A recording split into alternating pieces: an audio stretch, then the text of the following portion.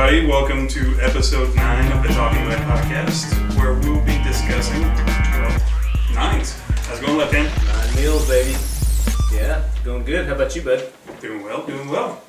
Did you have a good week? I did have a good week. Had a very good week. Got my first Glock Saturday.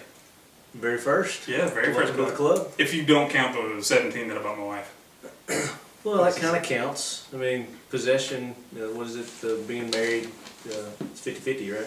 Yeah, so is it half mine? Even though it's color filled purple. You get the lower half. Do you have it here? The lower, yeah, it's the one in the middle. This one? Yeah. What's the kind of color job you do? That's good though, because the lower half is the one that's actually considered a gun by the ATF. It's hard to see that purple. Yeah, it's you a need little to go with a different color. Purple. Can you see it on the camera? But it's light. Nah, yeah. I definitely can see the color fill. We are filming this episode, so if you're listening right now, this will probably be on YouTube like 5 months later, because I got a feeling that's how long it's going to take me to edit it and put it into the. How many different parts are they allowed to have? I think it's. You like that? Well, I guess you put her name on it, so I guess technically it's not yours now. Yeah, Mrs. Blank. We won't mention my last name, but. Mrs. Zeke is what it says. Yeah, it says Mrs. Zeke because, I wanted to make sure that she knew it was her gift. So you cut yourself in the throat right there, buddy. You don't get any of that. I know, but she loves ours. But I got my 19th guest here in the studio with us. Speaking of studio, this is our first recording in the new Talking Lead headquarters. Yes, we are, in the high-rise. Talking Lead high-rise. That's right, our big sky tower in Nashville. We got some very special guests with us tonight. It's not the Batman building either. It's not the Batman building. Keep guessing. We have got Bruce. He is with a local police force, SWAT team leader, correct? Correct. How long have you been doing that? Been a police officer just under 18 years, and Texas. Everybody forgive me, I'm not trying to do a Vin Diesel night. I've got a head count, so. Everybody's going to think it's sexy, though. Our other special guest we have from YouTube notoriety is 10 Outdoors 9. How's it going? Going pretty well. Thanks for having me tonight. We figured 9mm. You got 9 in your name. Why not? Yeah. And you know a lot about 9mm. I don't know as much as you think I do. Well, surprise us. We're supposed to look like we got intelligent guests. It's the caliber that I cut my teeth on. So tonight you're the expert. Your first Glock 19, that's about the worst possible gun you could have bought. Really?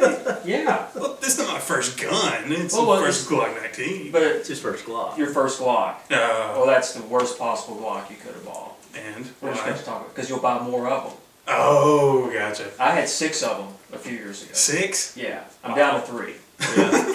It is an addictive gun. Yes, it is. I like it. I went and shot it. It was like, oh, that's nice. No, seriously, it's a great choice for target and for carry as well. So.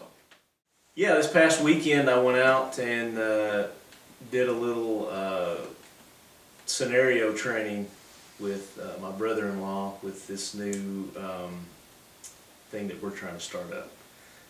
Using the airsoft pistols, ran through some different type scenarios that we're going to be looking into. And again, that's still kind of in the works, and I'll talk more about that at a later date. Took the Troy 5.56 out, carbine, shot it. Very solid gun for those who haven't seen any reviews on it yet. In outdoors, what'd you do with guns this week? I'm sure a lot. No, I've seen not video. really. 40. I bought a Glock 23 Gen 4 about a month ago, and I really haven't done that much with it. It's my first Gen 4, and did a lot of full metal jacket plate shooting, speed drills with that. I don't remember what else I've done. Did a little bit of crow hunting over the weekend in the backyard. Very informal, as in looking out the window, seeing crows, and taking the Mossberg and letting them have it. A little pest control? Yeah, you could call it that.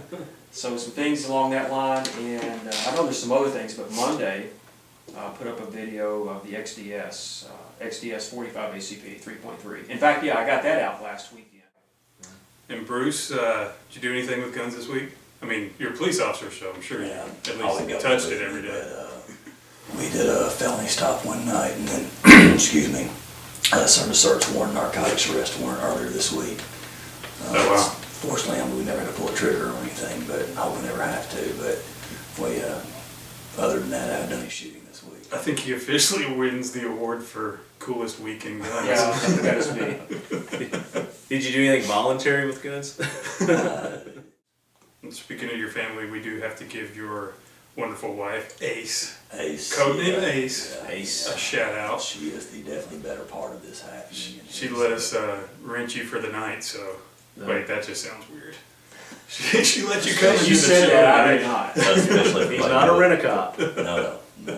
I don't know if you guys have seen them or heard about them. have. Yeah. There are targets that have come out that they're selling. Department of Homeland Security has bought a bunch of them, and that's what set this whole thing off. And there's a lot of conspiracy theories to that we won't touch on. But just the targets themselves are kind of disturbing. And understand that, yeah, there needs to be times where, I mean, not needs to be, but there may be times where these target situations may happen. But the targets are Let's of face it, children. They will happen. Yeah, they will. They have happen. happened in the past. But the targets are like of little kids with guns pointing them at you, pregnant women, mothers with their kids at a Teenagers. playground, teenagers, Older citizens, senior older citizens with shotguns, stuff like that. And I was just wanting to get a law enforcement perspective on those targets. Is it something that, I mean, I understand the theory behind them, but is it something that you feel really needs to be put out there, or? Absolutely. I know I'm probably gonna get a few people upset with me, but unfortunately, it's you do. And the reason being is we had probably the most accurate shooters during World War II. We had probably the best campaigns. These men had been trained very well on how to handle M1 Garand, whatever other weapon systems they were using. But what we started seeing, let me get a lot of information comes. I don't know if any of y'all ever heard of Colonel Dave Grossman. He's written a book called On Killing and On Combat. It is something that is basically the Bible of law enforcement. If you want to take law enforcement seriously and the depths of what it takes to actually be involved in possibly taking a life and the psychological effects it has on the people involved. Well, the study showed that, and forgive me, I'm not a master of the topic, but World War II had great accuracy. But however, a lot of people were not actually aiming at the target, because what they were in a combat battlefield, and under sympathetic nervous system, your stress is up, your heart rate's kicking up to a high rate.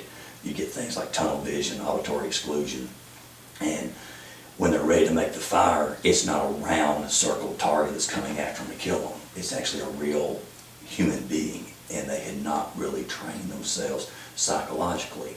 It's a whole different world. You're sitting on a firing range and you're shooting down range and you're hitting a specific target that's not moving and trying to kill you. So Vietnam, we learned a lot better. We started using, actually the silhouette started coming into play, which looked more human, helped in the bad part that happened during Vietnam. We also came in with fully automatic M16s. So there was a lot of just spraying into a general area. Most of law enforcement, you'll come across most that do reality-based training. I know you talked about using the airsoft earlier, and of course we got munitions we try to use. We on our team and most SWAT teams and most law enforcement agencies have moved over to actually using real human-faced targets, because it's not a circular silhouette that's coming after you. It is actually, and sadly we have to say, we've got men and women over, fight for this country right now overseas that are being killed by children and being killed by, it's unfortunately it's a fact when it comes to radical Islam, however you want to, politically definition you want to put on it. They are using women, they are using children, and so if you have not gotten your mind prepared that it could be a pregnant woman, it could be the 67-year-old lady that looks innocent as could be, and I know I'm bringing it from a law enforcement perspective, because we have to prepare ourselves that it could be anybody with a gun is potentially able to kill us.